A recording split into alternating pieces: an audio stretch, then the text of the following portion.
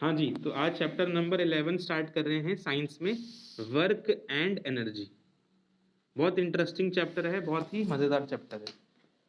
इस चैप्टर में हमें सबसे पहले क्या पढ़ना है? सबसे पहली हेडिंग इस चैप्टर में हमारी आती है वर्क, कि वर्क क्या होता है वो समझेंगे आज। वर्क का कॉन्सेप्ट देखिए, वर्क की फिजिक्स में डेफिनेशन क्या है? वैसे तो हम आम भाषा में वर्क को अलग अलग नाम से जानते हैं, बट फिजिक्स में वर्क की डेफिनेशन क्या है? सपोज करिए कि मेरे पास पेन है, ठीक है। अच्छा, आप लोगों ने चैप्टर नंबर 9 में डिस्कस किया था फोर्स की डेफिनेशन। फोर्स क्या होता है? पुश या पुल। किसी को पुश करिए कि किसी को पुल करिए, वो फोर्स होता है। वर्क होता है अगर आपने किसी बॉडी को देखो ऐसे पुश किया, जैसे मैं कर रहा हूं। मैंने क्या किया? इस पेन को पुश किया, फोर्स लगाई, और उसकी वजह से क्या हो रहा है? पेन आगे कुछ डिस्टेंस कवर कर रहा है, पेन कुछ डिस्टेंस मूव कर रहा है ना। तो जब भी आपने किसी बॉडी पे फोर्स लगाया और बॉडी कुछ डिस्टेंस मूव करता है, उसी को फिजिक्स में वर्क कहते हैं। थोड़ा सा और समझने के लिए, हाँ जी, थोड़ा सा समझते हैं और फोर्स को। सपोज करिए ये आपके पास एक ऑब्जेक्ट है,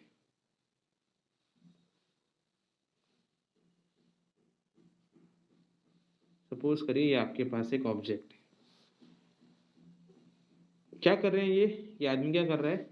ये मैन इस पे एक फोर्स लगा रहा है, इसको एफ कह दिया।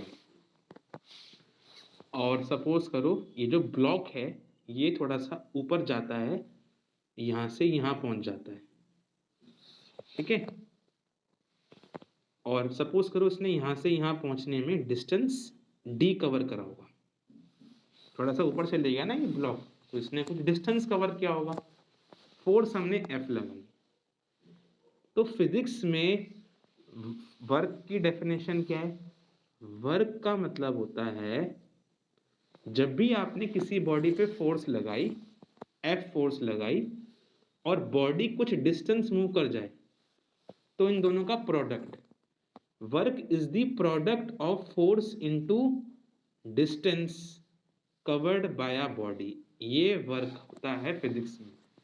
आपने फोर्स लगाया एफ, और बॉडी जो है कुछ डिस्टेंस कवर कर जाए, इन दोनों को फिर जो प्रोडक्ट होगा एफ इंटू डी, यही फिजिक्स में वर्क कहलाता है। Product of force into distance. तो वर्क की डेफिनेशन क्या बनी? Work can be defined as the product of, मैंने बताया ना अभी, प्रोडक्ट ऑफ क्या? Force and distance covered by a body.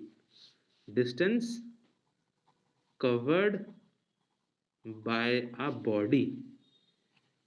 आपने जितना फोर्स लगाया और दूसरी बॉडी ने जितना डिस्टेंस कवर किया, मतलब फॉर्मूला होता है वर्क का W is equal to, work का सिंबल क्या है? W। फोर्स का सिंबल आपने पढ़ा है F होता है, डिस्टेंस को हम लोग D से कर देते हैं शो। तो वर्क होता है फोर्स इनटू डिस्टेंस। ये फिजिक्स में इसकी डेफिनेशन है। एक डायग्राम भी बना लो कॉपी में अपने, ताकि याद रहे क्या होता है वर्क। सपोज करो ये एक बॉडी है मेरे पास, मैंने इस पे एक फोर्स लगाया F, और ये बॉडी यहां से उठकर यहां पहुंच गई। सपोज करो इसने यहां से यहां तक डिस्टेंस कवर किया D, तो F इंटू डी हो जाएगा आपका वर्क। फोर्स इंटू डिस्टेंस हो जाएगा आपका वर्क। ये आपका वर्क की डेफिनेशन है। अब एक स्टार पॉइंट, क्योंकि हम फिजिक्स पढ़ रहे हैं तो बात करते हैं कि वर्क को किस यूनिट में नापेंगे, मेजर कैसे करेंगे।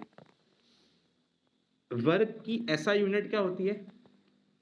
फोर्स की यूनिट क्या होती है वैसे? न्यूटन। फोर्स को हम न्यूटन में नापते हैं, डिस्टेंस को मीटर में।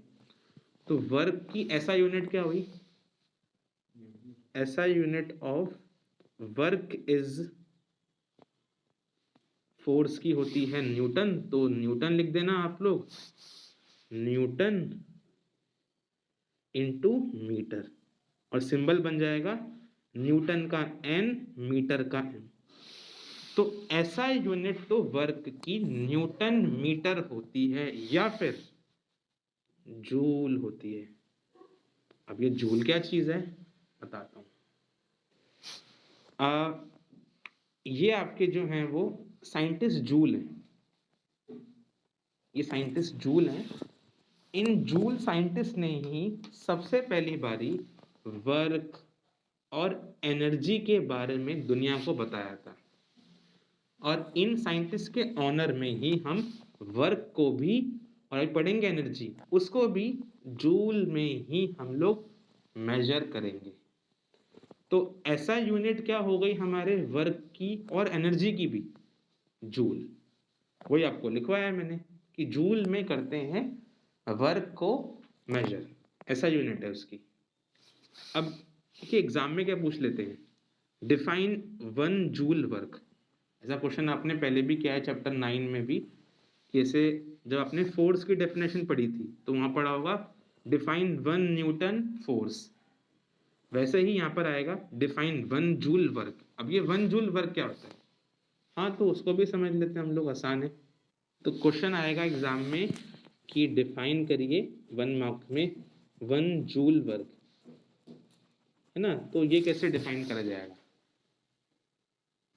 देखिए 1 जूल वर्क को कैसे डिफाइन करोगे आप लोग, याद करो आपने जब 1 न्यूटन फोर्स की डेफिनेशन पढ़ी होगी, तो जब भी हमें 1 डिफाइन करना होता है तो हम क्या करते हैं, सब चीज़ों को 1 कर देते हैं। जैसे मुझे वर्क पता चला भी, फोर्स इनटू क्या होता है, डिस्टेंस होता है। अब मुझे क्या करना है, क्वेश्चन ने कहा है 1 जूल वर्क को डिफाइन करना है। तो अगर मैं वर्क के फॉर्मूले में फोर्स को भी और डिस्टेंस को भी सबको क्या कर दूं, 1 कर दूं, तो मेरा वर्क 1 जूल बन जाएगा। जैसे हमने फोर्स में पढ़ा होगा, फोर्स होता नहीं है मास इनटू एक्सेलरेशन, तो अगर एग्जाम में आता है कि भाई 1 न्यूटन फोर्स को डिस्क्राइब करिए, तो आप लोग कहते हो अगर एक बॉडी का मास 1 kg है, उस पर 1 मीटर पर सेकेंड स्क्वायर का लग रहा है एक्सेलरेशन, तो फोर्स होती है 1।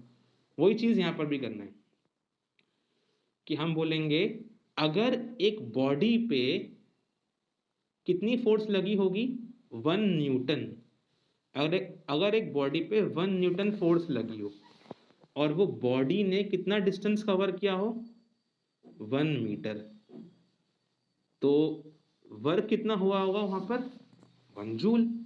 भाई इस फॉर्मूले में सबको 1 कर दो, 1 न्यूटन फोर्स लगाई आपने और बॉडी ने कितना करा डिस्टेंस कवर, 1 मीटर, तो वर्क कितना हुआ होगा, 1 जूल।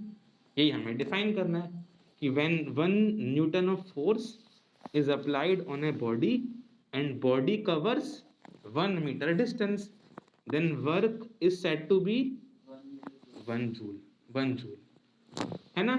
तो ये डिफाइन कर देते हैं, आसान चीज है, डिफाइन करिए। when 1 Newton of force is applied on a body due to which body covers, body ने कितना डिस्टेंस कवर करना है, बॉडी कवर्स 1 मीटर डिस्टेंस, तो हम कहेंगे then the work is said to be 1 joule. इस केस में 1 जूल वर्क हुआ होगा।